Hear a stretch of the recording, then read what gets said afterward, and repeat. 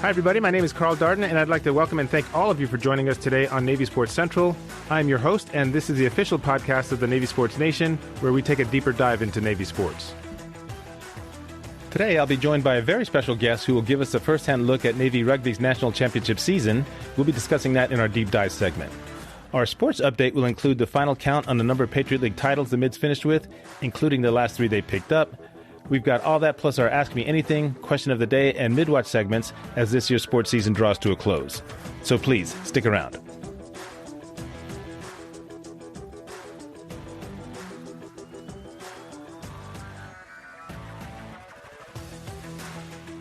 All right, it is great to have you with us today for an episode that I think you're really going to enjoy.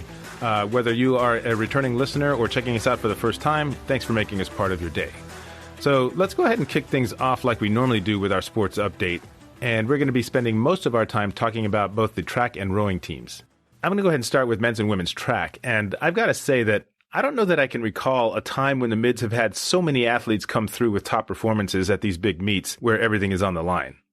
Just over 2 weeks ago, the men's team won their 9th straight Outdoor Patriot League title, while the women came away with their 5th in a row. I'm going to get to some of the individual performances in a minute, but the first thing I wanted to share was the team scores. The men finished with just over 323 points, and Army finished second. And if the Mids had spotted them 150 points going in, the Black Knights would have still lost by 4. That's how overpowering this men's team has been over the last few years at the Patriot League Championships. And the women were nearly as dominant. They scored 241.5 points, and that was 90 better than second-place Boston University. So now let's take a look at some of the top performances. Overall, the men won 12 of the 22 events. They also broke 2 meet records and posted 4 new top 10 school times, or marks if you consider the field events. And in one of the more impressive sprint results, freshman Jonah Johnson won the 100 meters with a time of 10.53, and he was followed by his teammates Sethan Hollier, Jay Evans, and Caden Daly. They ran times of 10.66, 10.73, and 10.80 respectively to finish 2nd through 4th. Jacques Guillaume repeated as the 400-meter champion with a time of 47.30. He also won the 400-meter hurdles and ran the anchor leg for the winning 4x400-meter relay team, and he was named Men's Track Athlete of the Meet. Ramir Vick dominated the 110-meter hurdles, winning by 0.37 seconds with a time of 14 seconds flat. The biggest point producer for the men was Joshua Boama. He finished 2nd in the hammer throw, and then turned around and won the shot put and discus throw the next day to ring up 28 points and claim 3 medals. For that, Boama was named the Men's Field Athlete of the Meet. Now let's check out some of the top performances on the women's side. They won 7 events, broke 2 meet records, and established an incredible 14 top 10 school times or marks. Molly Chapman earned the Women's Field Athlete of the Meet award. She won the long jump with a leap of 19 feet 2.5 inches, broke the school mark while placing 3rd in a triple jump, going 40 feet 5.5 inches, and then finally she finished in a tie for 4th place in the high jump. Now, while Chapman was getting the job done in the field events, her classmate Molly Mangan was doing the same in the sprints. The senior from Pittsburgh, Pennsylvania made history with a new meet record in the 400 meters. That was a particularly good race. I actually watched a video on that, and I'll include the link in the show notes. But Mangan came from behind in the final stretch and caught Boston University's Neolani Phillips right at the tape. Her winning time of 54.14 seconds beat the previous time set by Boston's Tori Levy in 2017 by more than a tenth of a second. Mangan's time is also the 3rd fastest in Navy history. In addition to that, she posted the 8th best time in school history in the 200 meters with a time of 24.23, and that was good enough for 3rd place. And then finally, she also ran the anchor leg of the 4x400 meter relay, which the Mids also won. With just the NCAAs left on the schedule, Mangan's remarkable career is coming to a close at Navy. During her 4 years, the women's indoor and outdoor track teams never lost to Army. That's a total of 7 stars since the 2020 outdoor meet was canceled due to COVID. They never lost the Patriot League Championship either. And when it came to putting points on the board, Mangan is as reliable a track athlete as there is. Coach Cook could count on her to run any sprint between 60 meters indoors all the way up to 400 meters, both indoors and outdoors. And if you go into the Navy record books looking at the top 10 performances in the various sprint events, you will see Mangan's name scattered all over it. So even though she's graduating next week, her impact will be felt long after she's gone. The most immediate evidence of that is the winning culture she and her classmates have established. Juniors Ellie Abraham and Emily Booten have been the top distance runners on the team since they showed up in Annapolis. And freshman Gia Anderson is already making some noise in the sprints and in the hurdles. She took second in the 100-meter hurdles in her first Patriot League championship meet and earned a few more points as part of the 4x100-meter relay team, which also finished second. So now both teams will go to compete in the East Regionals of the NCAA Championships, which take place in Jacksonville, Florida next week. And by the way, they'll be covered on ESPN+. Okay, now it's time to get you up to speed on the rowing teams. Both the heavyweights and lightweights competed at the Eastern Sprints this past weekend. The lights had 5 entries, with 4 of them, those being the number 1, 3, 4, and 5 Varsity 8 boats making the podium. The number 5 boat won their race, and the number 4 crew took second, while the first and third Varsity 8 boats finished third in their respective races. Overall, the lights finished 6th at the sprints, so it was a pretty good showing in a field that was really, really deep and super competitive. In fact, Coach Friedrich on the heavyweight side, he commented that he had not seen such a deep and fast field in quite a while. Speaking of the heavyweights, they entered a total of 6 boats. The most successful ones were the number 5 and number 6 crews. They performed very well, finishing 4th and 1st in their respective races. The 1 Varsity 8 crew finished 14th overall. So definitely not the result they were looking for, but both teams will have the next couple of weeks to make some adjustments to make sure they are ready for the IRA Championships, which take place in West Windsor, New Jersey, from June 2nd through the 4th. Now let's get to the women's rowing team, and I saved them until the end for a really good reason. First, I need to give you a little bit of a backstory. This team has been absolutely dominant over the last 10 years, winning 8 league championships overall. But last year, Boston University ended the mid-6-year winning streak, and the Terriers were also the number 1 seed coming into this year's league championships. The 3 races that figured into scoring were the first and second Varsity 8s and also the first Varsity 4s. BU won the 1v4 and 2v8 races, but the championship is based on points, not the number of winning boats. So going into the 1v8 grand final, the Terriers held a 27-24 lead over the Mids. And really the only way for the Navy women to take home the trophy was to not just finish ahead of the Terriers, but probably they needed to win it. I'll explain how that works in a second. Anyway, BU got off to a great start, and they'd established a lead of about 4 to 5 seats in that third 500. In fact, there was about 700 meters to go in the race. And by the way, the total race distance in the spring is 2,000 meters. And it was in that third 500 that the Mids started to crank things up. They cut into the Terriers' lead with each stroke. In fact, at one point, the announcer said that they were rowing at close to 40 strokes a minute with about 400 meters left. So they were basically in full afterburner at this time. And with roughly 200 meters left, it looked like the Mids had pulled ahead. It was kind of weird to tell from the angle of the video, and I'll post that in the show notes as well. But they just kept their foot on the gas, and they won by nearly a boat length. So by the time it was all said and done, the Mids had finished about 3.5 seconds ahead of the Terriers. And I got to tell you, that was one of the most impressive final sprints I've seen in a while. It was also good enough to reclaim the Patriot League championship, because by winning that 1v8 race, the Mids finished with 51 points, and that matched Boston University's total. But in the case of a tie after all 3 races, the highest finisher in the 1v8 race serves as a tiebreaker. So that amazing final sprint gave the Navy women their 7th title in 8 years and their 9th overall. Pretty amazing. The NCAA championships are next, which take place over the Memorial Day weekend in Cherry Hill, New Jersey. And just to finish things up, I just wanted to give you a quick count on how many Patriot League championships the Mids ended up winning this season. In addition to the 3 we just discussed, that being men's and women's outdoor track and also women's rowing, the Mids also won league titles in men's and women's cross country, men's soccer, men's and women's indoor track, men's and women's swimming and diving, and finally men's tennis. That comes out to a total of 11, so congratulations to all the athletes and coaching staffs on another great year. That does it for the sports update, but there was one quick question I wanted to answer in our Ask Me Anything segment, and it came from our friend W.T. Dorr. He asked, I remember hearing that Navy won the Star Series again this year, but what about the overall competition? Did they win that also?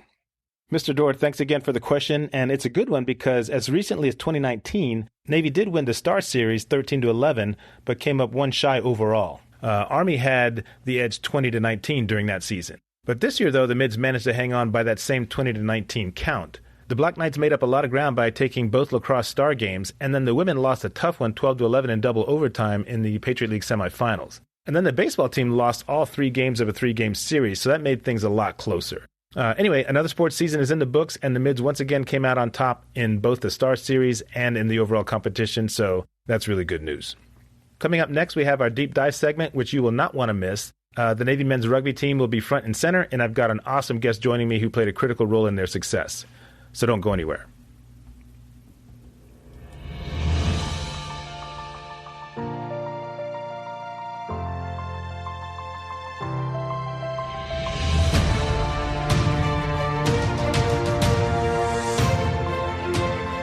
We are back here at Navy Sports Central, and it is time for our Deep Dive segment.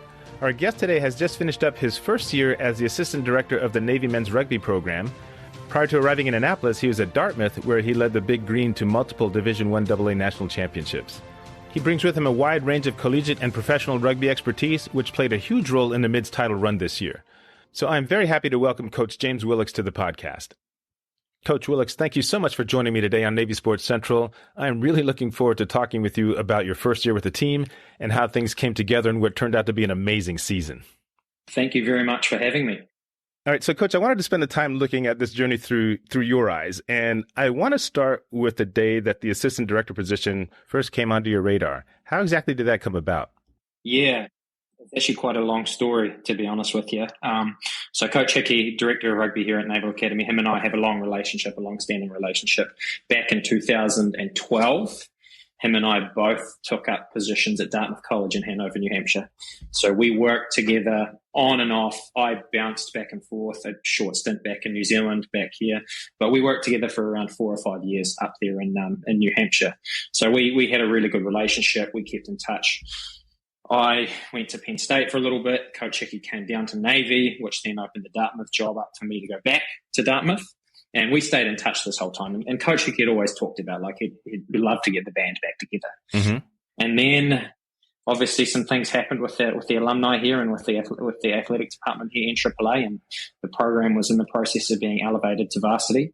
And Coach Hickey was looking to expand the staff because he was sort of doing everything himself. He had some volunteer assistants, but he was basically running the program himself. And at the time, he had 70 to 80 midshipmen. Right. So for one coach, that's a bit of a challenge, particularly when those 70 or 80 midshipmen have never played rugby before. So you're actually starting from scratch. So anyway, he reached out to me. It was probably fall of 2021, I guess. I was down here coaching Dartmouth. We played against Navy, final game of the regular season. And as I was coming down, Gav, he called and he said, look, do you want to hang around for a couple of days afterwards? I'd love to chat. I'd love to meet some people down here, talk about some things down here. So I hung around for a couple of days after that game, which was not this last November, the one before. Hung around for a few days, got to meet some people, talk to some people. And obviously there were some exciting things happening and got the opportunity to come down and work with a pretty special group. So it was tough to leave Dartmouth, don't get me wrong, really good academic institution, great program, great history. But with the program being elevated to varsity, it's a game changer. Yeah. It's a game changer. So that plus the caliber of students that we get to work with here, the caliber of midshipmen. I mean, I've got 2 young children. And for my children to be exposed to these men and women, that's the greatest gift I could ask for. Right. Okay. So, yeah, I think you may have answered the next question in terms of what actually sold you on the program. It sounds like it was a little bit about the opportunity that it did get elevated to varsity status, plus what you just mentioned about your children being exposed to that environment. Anything you care to add to that? Yes, I mean, 60 years of history. So it's like, yes, we're being elevated to varsity. That's great. But there's such an incredible foundation, a 60-year foundation of this incredible culture, this incredible purpose. So for me to be able to come in and contribute to that. So I look at it like I knew a lot about Navy, not the Naval Academy, not the Navy. I knew a lot about Navy Rugby before I came in here. I played against them when I was at Penn State, played against them at Dartmouth. And there was always this narrative of these guys are really fit, really physical, but they're robots. Mm-hmm. And if you can out-finesse them, you can beat them. So my mindset coming in here was like the culture exists. Coach Hickey's done an amazing job fostering the culture.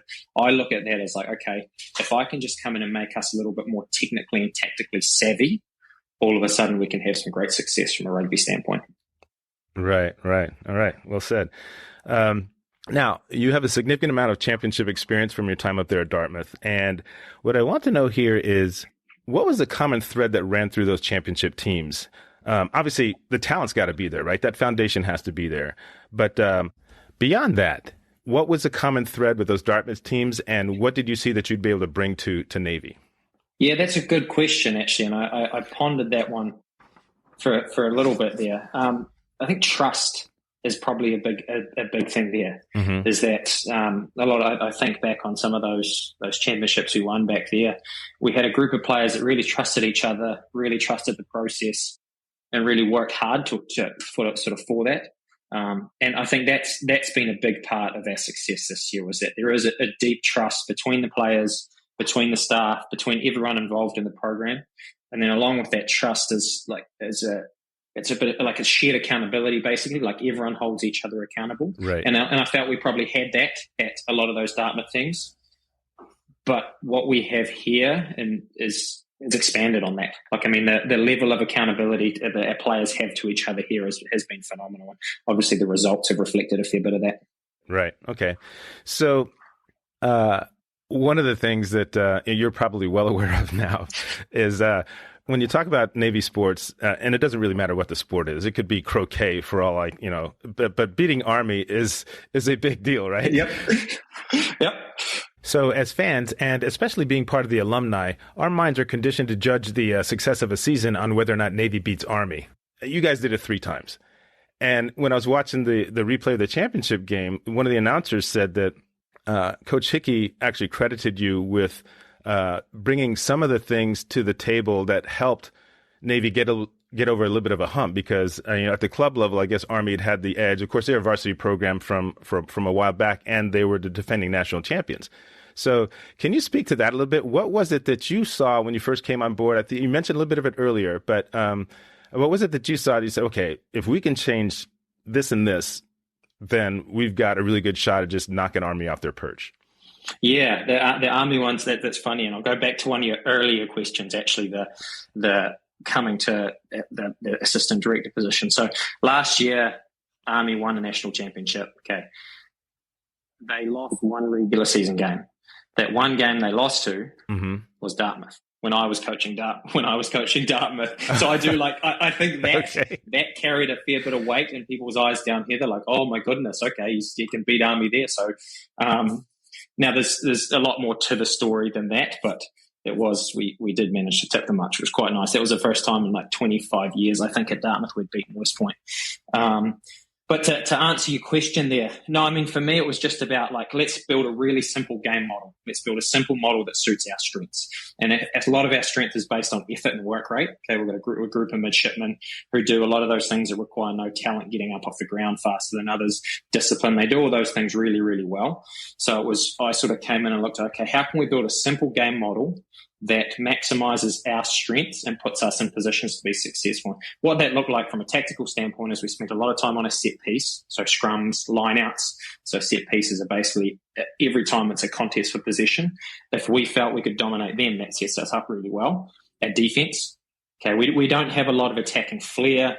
Keep in mind, we've got a group of midshipmen on our squad of 23 that played against Cal.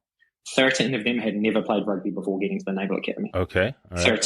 13 of them. So we've got some very good players by their own right. Lewis Gray, Sean McLeany. We've got guys who came in with really good rugby experience. But conversely, we've got a lot of guys that haven't. So we built a really simple game model based around our set piece, based around our defense, that allowed us to be quite successful. Wow. Okay. That sounds good. Now, one thing, just based on what you just told me about, 13 players never having played, obviously this national championship is going to carry a lot of currency on the recruiting trail. So can you talk to me a little bit about that? I got to be honest with you. I think I was talking with one of my classmates. Actually, somebody had asked a question in the last podcast episode about, hey, now that rugby is a varsity sport, what's the recruiting picture going to look like? And I hadn't really thought about it, and I just assumed, well, they're probably just going to keep canvassing the campus to figure out, what football players want to transition over to rugby, What I didn't realize after I did a lot of research is that there's an extensive high school and club level program developed through USA Rugby across the country. So I obviously that's going to be a network that you tap into. Can you talk a little bit about, maybe you can even draw upon your days at Dartmouth, what that whole process looks like in terms of just setting up these networks and making the connections? Yeah, that's a really good question. And the recruiting for us on a varsity level is very uncharted territory. Mm-hmm. This year was our first year. So last year we had one recruit. Let's call him that, okay? Because we were transitioning to varsity, they helped us out a little bit. One recruit, Ronan Krieger. He was our freshman lead fullback, played every single game, was all conference, was invited to be USA U20s, stud, absolute stud, incredible midshipman, incredible person. So one recruit. Mm-hmm. Now, this year's a little bit different. We're getting a few more come in. So there's going to be some challenges within that. The challenges are going to be making sure that all our recruits understand our purpose and that we're here to be midshipmen first, rugby players second. So we're going to have to make sure that we as a staff and we as a leadership group foster that. But what it looks like from an in and out standpoint, we've already built some really good relationships with USA Rugby. Coach Hickey and myself have coached U20 level, men's collegiate All-American level. So we have a lot of great networks and relationships throughout the country. So we have a lot of coaches who will reach out to us and say, look, I've got student so-and-so wants to serve, wants this, wants the other thing. So that certainly has made our life a little bit easier. We've got some really good connections in San Diego and out west, okay, which is a hotbed of high school rugby. Ronan Krieger, freshman plebe that I was talking about there before, he comes from that area. So we've actually got a little bit of a Californian influence coming in this next recruiting class, which would be exciting because there is some really good high school rugby out there. Mm-hmm. Strong Polynesian influence out there as well, which very good. If you know, the Polynesians are pretty handy rugby players as well. Right. And then there's pockets around the country. We've got a couple of guys coming in from the Northeast. There's some decent high school rugby up in Boston, the Midwest, Ohio. So we've got a few guys coming from around the country. So for us, the recruiting piece it's ever developing, it's ever evolving. But we first and foremost need to identify students that want to serve, that mm-hmm. want to make this commitment. And then we start to look at the rugby piece because, we don't want to sell someone a dream that doesn't exist. Right. So we don't want to sell them this. The Naval Academy, it's a different college experience. For sure. Okay? The college experience I was selling at Dartmouth is very different to the college experience that exists down here at the Naval Academy. Mm-hmm. So first and foremost, we need to identify students that understand that. And I'm impressed every day that I see these men and women knowing the commitment they've made. So it's just making sure we continue to identify students like that. And to your piece before around the recruiting off the yard, that's still going to be a massive piece of who we are. Mm-hmm. Rugby is still very young. Yes, high school rugby is growing, but the reality and the truth is if you're a good high school athlete, you're probably not playing rugby. There's exceptions. There's mm-hmm. absolutely exceptions, and we're hoping we find those exceptions. But I'll use two plebes, for example. AJ Young out of Alabama, and then we had Austin Taylor out of North Carolina. They're two plebes who traveled with us to California, who had never played rugby before getting here. AJ, a really good basketball player. And then Austin, what did Austin do? He might have been a rower, big man. Mm-hmm. So there's two examples who in a very, very short space of time contributed to a national championship team. So we've got to ensure that we continue to find those, call them diamonds, call them whatever you want to call them, that exist at a Naval Academy because you know the student population here. There are some incredible men and women. So we don't want to shoot ourselves in the foot by not being able to identify those. Right, for sure. Okay. So I'd mentioned earlier that I had a couple of my classmates that played, obviously, when it was a club sport back then. And one of them in particular, he's actually I think he just retired, but he was an admiral. He made admiral, and his name is Gardner Howe. And he has remained really, really close to the program. And I noticed that actually at the championship game, there was a significant Navy crowd. So when I think about how long a season this was, because, going back to the fall, yeah, you guys had a little bit of a break in the winter, but mm-hmm. certainly 18 mm-hmm. games is a long grind. What did it mean for you guys to have that community support, both with current fans, and then the alumni base, in terms of that fan support to kind of get you through the season? Yeah, I mean, it was. If you saw scenes at Houston after the game, that was special. I'm still scratching my head when I watch the game. We've got alumni and fans who are on the field faster than the guys who are on the bench on the side of the field. I still laugh every time I see that. I was like, how did he get there before I did? But no, we talked about this a lot during the fall as well. As like, yes, this is our first year of varsity, but we're a 60-year tradition. We're 60 years of developing warriors, and so we wanted to make sure we continue that. So that's been a massive part of our narrative. Is like what we're doing right now is temporary. Okay, so like we're doing it for what's come before us, and we're laying this foundation for what's about to come. But the support's been phenomenal on so many different fronts. I mean, if you saw the crowd, we might have had hundreds of people on the field afterwards, all Navy supporters, significantly more Navy supporters than Cal supporters, which was always nice to see. For sure. But it has been huge, from the financial support we get through the Navy Rugby Alumni Association, from people showing up to games and tents on the sideline. Like, that's, for us, that shows how much this means to everybody. So it's validation in that, look, we're on the right track. We are heading down the right path. We are staying true to our purpose. So it's very special. It's been very special. All right, good. So now I'm going to want to kind of transition towards the run up to the championship game. So you just beaten Lindenwood University in the semifinals, and you've got a 2-week break here. What were some of the things that you and Coach Hickey discussed in terms of getting the team ready both mentally and physically? The Lindenwood review was funny. Final score, I think, was 12-10 or 12-10. I think it was 12-10. 12-10, yep. So we stood up in our review on the Monday and said, man, if we're going to rely on luck to win us games, that's not going to happen, because we used it all in that semi-final. Now people will say, yeah, you make your own luck, but if you go back and watch that game, we were very blessed. We had a couple of moments of individual brilliance that saved us that game. So we could no longer rely on luck. And the reality is, for us, is that the final 2 weeks, that was just the icing on the cake. Right, like the work had been done since August. Right. So our process stayed the same. Yes, we talked about the occasion and not letting the occasion get the best of us, and trying to identify that. But physically, our prep was all done. We have a pretty consistent schedule. The boys, we knew we were in good shape physically, which thankfully we saw the final against Cal. So we trusted our process. We trusted our system. We trusted what had worked for us. We didn't change anything drastically. We did address the event and the environment and what it was going to be like. We spoke about it. We tried to replicate some of those things in the training environment. But I mean, ultimately, you look back, we probably didn't do that well, because the first 20 minutes of the game, we were flat. We were very flat. We were very shell-shocked. We didn't fire a shot for 29 minutes. Thankfully, we did for the next 50 minutes. We managed to reel it back in and get on top of things. Right. But no, ultimately for us, it was about just trusting our process, trusting what we'd done since August, and just living by that. Right. Okay, good. So I'll tell you what, we're going to go ahead and take a short break. And when we come back, Coach Willicks and I will take a look at some of the key moments in that championship game.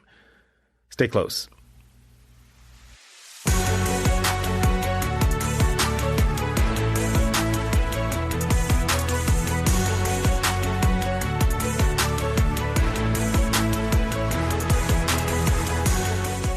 Okay, thanks for staying with us here on Navy Sports Central. Carl Darden here with you, and my guest today is James Willicks, who is the Assistant Director for the Navy Men's Rugby Program.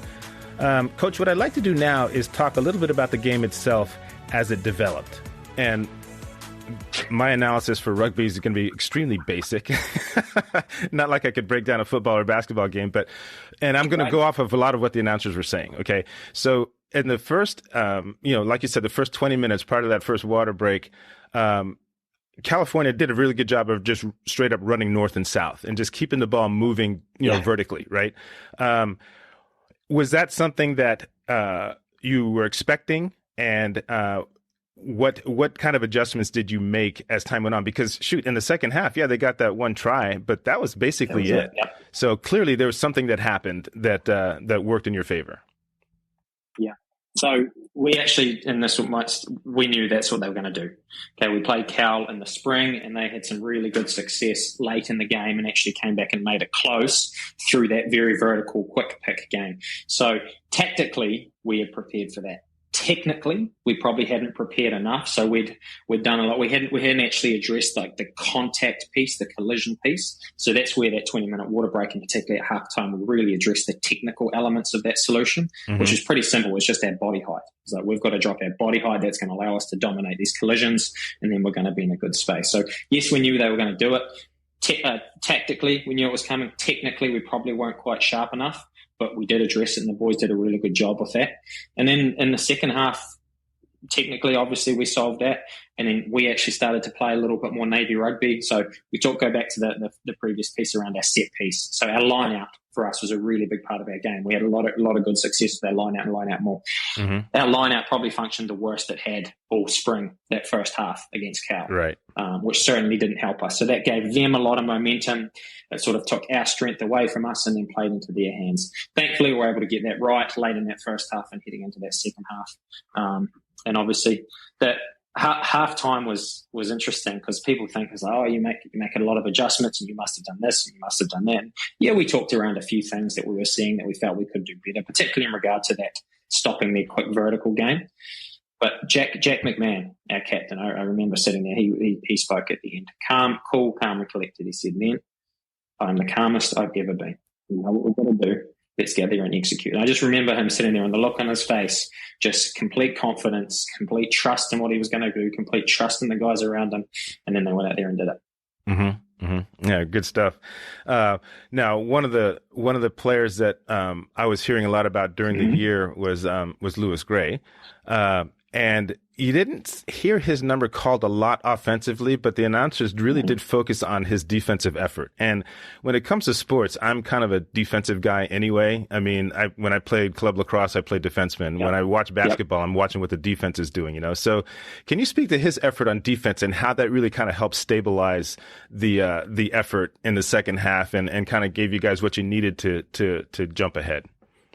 Yeah, Lou is special. Lou is very special. Actually, cool story about Lou is that I recruited Lou to go to Dartmouth. I really wanted Lou to go to Dartmouth. So when I was still coaching there, I loved him, awesome human being, really good rugby player. Character-wise, I knew he'd be an incredible young man. I tried so hard to get him to Dartmouth. Thankfully, for everyone involved, he wound up at the Naval Academy. So come full circle, I get to spend Lou's senior year with him. And Lou's a special human being. He is a really special human being. We talk about Lou. Lou has a bit of venom in him. I don't want to say hate, but he has a little bit of venom. So like when he runs through you or when he tries to tackle you, you're going to know about that. And we saw that in that Cal game. He had a key tackle for them to knock a ball on when they were in prime scoring position, which turned the game. He had another key strip late in the game to give us possession back and allow us to close out the game. Right. But Lou, like our game model, we talk about set piece and defense, but we've got this belief that like none of that matters if you're not giving effort, maximum effort. So that's willingness to get off the ground. That's willingness to put yourself in dark spaces. And Lou has been a really big driver of that, not just come Saturday, but in the training environment. Like for our guys to be able to go to step on the training field with Lou, who best collegiate rugby player in the country, Rudy Schultz Award, so actually is the best rugby player in the country. And that like for our guys to see the effort that he gives every single day. So that's not just a Saturday thing for Lou. That he has an intensity and an effort every single day. So Lou's special. Lou's really, really special. Lou will be missed. He will be missed massively, but we're so excited to see him go on to be an officer in the Marine Corps, and he'll do very well. Yeah, no doubt about that. Okay, so you've won several national championships when you were at Dartmouth. Can you talk a little bit about how this one was different compared to those? Yeah, that's a good question. This one is different. So the national championships I won at Dartmouth, they were part of the division that we were in there. Okay, so that was Division 1 AA at the time, which is what we played in. It was great. It worked hard, and it took a lot to win them. This is the pinnacle. There's no debate around it. We played against the best teams in the country, and we beat the best teams in the country. To do that with, and it might sound strange coming from someone with an accent like mine, but to do that with domestic players, with all American players, that's phenomenal. Because there's this narrative around USA Rugby that you've got to get internationals. You need guys who have played the game for a long time if you want to be truly successful. we just went and did it with all domestic players. Yeah. So it was like we showed that through a great environment, through a lot of things that the Naval Academy fosters, you can go on and do that. But this one was particularly special. It was particularly special given all those things. Right. Okay, good. Oh, and by the way, just to validate your point there, I've had conversations with Navy's lightweight rowing coach, Sean Bagnall, a few times, and he spoke to that as well. Rowing is a sport similar to rugby in a sense that there's a lot of international influence on teams other than the service academies. So yeah, I see what you're saying there. He's like going, gosh, every time we go in like trade jerseys, we're talking to people that have like Norwegian accents and stuff like that. So it's really, really kind of funny, but yeah, it's a very, very good point. There's a certain extra satisfaction that goes with, okay, these are all homegrown guys, and they're able to compete with, like you said, the best of the best. So really, really good stuff. So 18-0, right? National championship. What are some early thoughts? Probably a little bit too soon to start thinking about this, but maybe not. Some early thoughts on how you and Coach Hickey can use this experience to build the success of the program. Yeah, good question. We started having those conversations in the office this week. So we drew a line under the last season, and yes, we'll enjoy the celebrations and we'll enjoy the time that we spent together as a squad. But we're into a new chapter now. It's a new book, essentially. That chapter's finished. We're into a new book in the series. So lessons that we take, we've got a lot of returners. We'll lose some key guys, but majority of our squad is coming back. So the experience that we've garnered through this season is going to be phenomenal. And then you mix in a good number of guys like Ronan Krieger with really good rugby playing experience coming in. I mean, we couldn't be more proud of what's been achieved. As far as Coach Hickey and I are concerned, like, this is just a start. It's like we plan on doing this consistently year after year after year after year. And how we do that, there's obviously a little bit more in how we do that. And I think the big thing for us is making sure we remain innovative and we don't get stale. Because just because it works now, does that mean it's going to work with the next group of players that we've got? And call it, Coach Hickey and I, we joke about this all the time. New Zealanders are inherently arrogant when it comes to rugby. We're very, very arrogant. So it was just on that. It's like we'll back ourselves as a staff to stay innovative and to stay ahead of the game. So that's going to be a challenge for us. That's our challenge is making sure we don't get complacent. Yes, we want to make sure like we've got a good foundation and we know what does work, but we can't fall into the trap that's always going to work. So those are a lot of the conversations we're having right now. What does evolution for us look like? What's the next step as a program? So those are all the conversations that are happening now. Okay. All right. Good. So before we wrap things up, I did want to get your take as a coach on a couple other questions relating to how rugby has evolved over the years.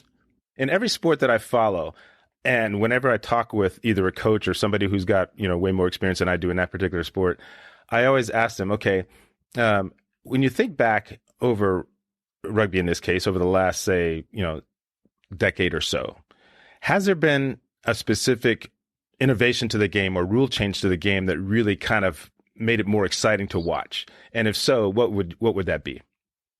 Probably the opposite, to be honest with you. There's the game, particularly at the professional level, it's gone away from a lot of attacking, wide open, fast playing rugby to a very set piece to set piece and kicking based game.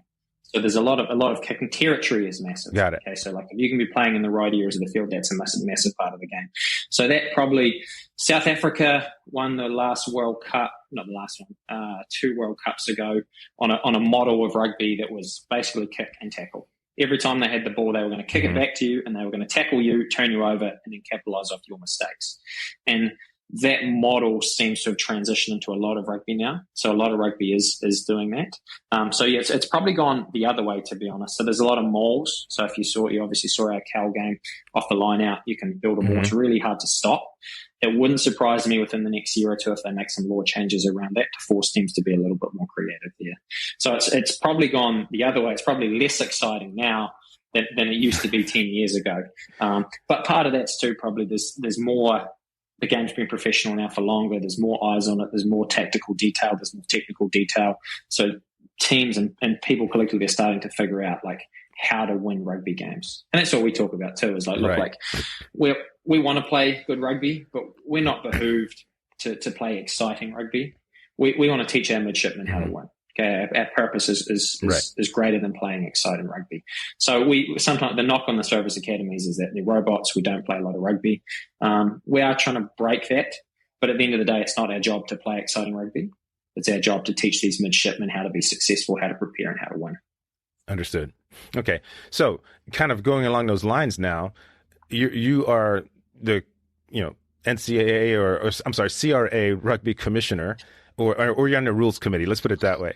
And you're going to say, okay, this is great, but there's nothing like having a little bit more excitement on offense. What would you change to kind of help open things back up again? It's a good question. What would I change? That's a really good question to open things up. I'd probably change some more laws. I would.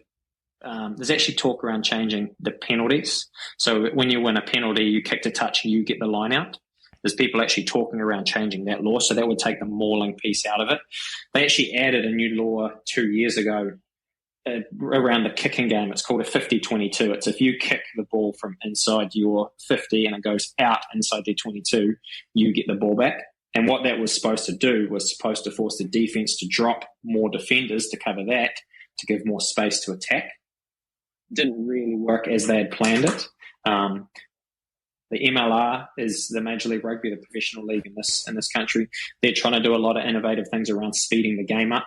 So they'll do like one scrum when 8 guys get together and push. They'll go, you're only allowed one reset. If that scrum goes down once, it's just going to be play on, play quickly. Mm-hmm. So the MLR is trying to be innovative there. But as far as what would I do, there's people much more intelligent than me that are trying to do that right now. All right. So let me see. I've basically run through all the questions. Is there anything that you'd like to add that I didn't cover? I always like to give the guests a chance to kind of speak to, things that are maybe even if it's outside of rugby or something that you're doing connection with rugby that's outside of the academy, just to give you the floor for a little bit and talk about what's important to you. Yeah, no, that's appreciated actually. And for me, to be honest, it's a big thank you to a lot of different people. As a program, we've got some amazing mentors. I mean, from a military standpoint, from a human being standpoint, I mean, Colonel Stiskel, Captain Frankie, Major Reda, Gunny Castillo, like to have men like that around our environment is incredible. So it's a big thank you for all the support. It's for everything that's been poured into this. 18-0. I mean, man, like first year we couldn't ask for much more. Yeah. And that is a result of a lot of hard work from a lot of people. But there's a lot of really good people involved in this Navy Rugby program. So just a big thank you to everybody. All right. Coach, thanks again for taking the time to speak with me. I really appreciate it. Good luck during the recruiting season. Thank you. And we'll see you on the pitch in the fall, okay? Well, let's go. All right. Take care, Coach. Okay, we are close to wrapping things up. Our question of the day and mid-watch segments are next.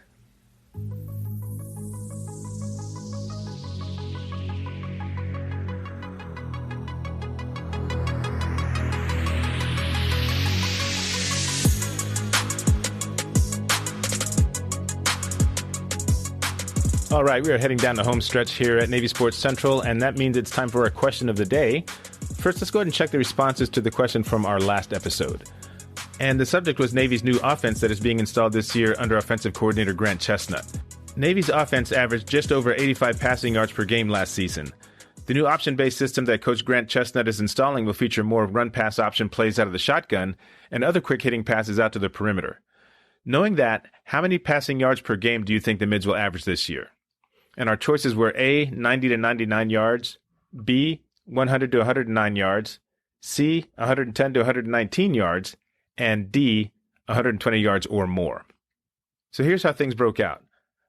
Looks like choice D, 120 yards or more, was the most popular choice. 50% of you went with that. That was followed by C, 110 to 119 yards, with 31% of you going with that choice. Next was B, 100 to 109 yards.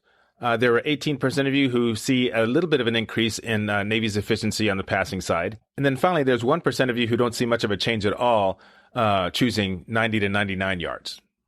So we will see how things play out in the fall. I can tell you just from reading some of the comments of the players after spring practices, they are looking forward to getting involved with that offense as well. So that's going to be fun to see come August. I also wanted to follow up on a question from a few episodes ago when we covered the Navy women's lacrosse team, and it had to do with Ava Jovino. She just finished a terrific freshman year, and that was capped off by her being named to the Inside Lacrosse All-American team as an honorable mention, which is quite a feat for a freshman. So I had asked for a prediction on how Ava would finish the year points-wise. The question was, if I were to set her year-end number for both goals and assists at 54.5, what would be your over-under prediction? And the choices were A, under on both, B, over on goals, under on assists, C, over on assists, under on goals, and then D, over on both. It turns out that Ava finished the year with 42 goals and 50 assists, which means that she came out under on both. Still, that was the best freshman year for an offensive player since Kelly Larkin in 2017, who, by the way, was the last Navy freshman named to the Inside Lacrosse All-America team. Okay, now it's time for this week's question, and it's pretty straightforward. With 11 Patriot League titles in 2023, Navy's in the running for another President's Cup, which is awarded to the top-performing school in the Patriot League during the regular and postseason. What other schools have won it since the Patriot League was formed in 1986? And by the way, Navy joined the league in 1991. So the choices are A, Loyola, B, Army, C, Lehigh, and D, Bucknell. Give that some thought, and you can get back to me. I'll go ahead and post it on our group Facebook page. If you haven't joined yet, please consider doing so. All you got to do is go to Facebook groups and just type in Navy Sports Nation, and it should come up. It is a private group, so you do have to answer a couple of questions to get the green light. But again, please consider doing so because it's a lot of fun. I really enjoy interacting with everybody who contributes to the page, and the more the better. Okay, it's time to close things out with our Midwatch segment, and we've been following a couple of Navy tennis players. One of them is Emily Tannenbaum. She just finished a record-breaking season by being named the 2022-23 Patriot League Player of the Year. She also earned a spot on the All-Patriot League first team for the second straight season. She matched a program record of 29 singles victories this year, tying Amanda Keller's 2015 mark. And Tannenbaum also posted 22 doubles victories, which put her 8th in the program's single-season record books. So altogether, that came out to 51 combined victories, which again is a new program record, passing Logan Antiel's 48 combined wins in 2013. Tannenbaum will be back for her junior season next year, where she looks to continue her impressive run and hopefully add a Patriot League team title to her resume. Now let's check in with Luke Garner. He finished off a great season by earning second-team All-Patriot League honors. He and Sasha Panyan were also named the Patriot League Doubles Team of the Year. They went 26-6 and finished things off by winning 14 consecutive matches. And he also had a 13-10 singles record. Those were in dual matches, by the way. Now, Garner was most impressive against Patriot League opponents. He went 7-1 in singles, and he was 7-0 in doubles with Panyan. And like Tannenbaum, he's only a sophomore, so we can look forward to a lot more great tennis from him next year. That's going to do it for this edition of Navy Sports Central. Thank you all so much for joining us. Now, if you like what you've heard, be sure to follow us wherever you get your podcasts, and remember to spread the word to all the other Navy fans out there. Once again, I'd like to thank Coach James Willocks, the Assistant Director for the Navy Men's Rugby Program, for joining us today. That was just awesome to get his perspective on the Mids National Championship season and what it took to get there. We have been getting a great response to our question of the day, so if you want to jump in on that, just go to the Navy Sports Nation Group Facebook page. I will go ahead and pin it to the top so you won't miss it. And just a quick reminder, the views expressed on Navy Sports Central are my own and do not reflect those of the U.S. Naval Academy or Navy Athletics. By the way, the music used in Navy Sports Central comes to you courtesy of Audio Jungle. This is a great site for purchasing the rights to use music from thousands of artists around the world, and those we feature in the podcast will be credited in our show notes. Talk to you soon, everybody. Until next time, this is Carl Darden. Go Navy, beat Army.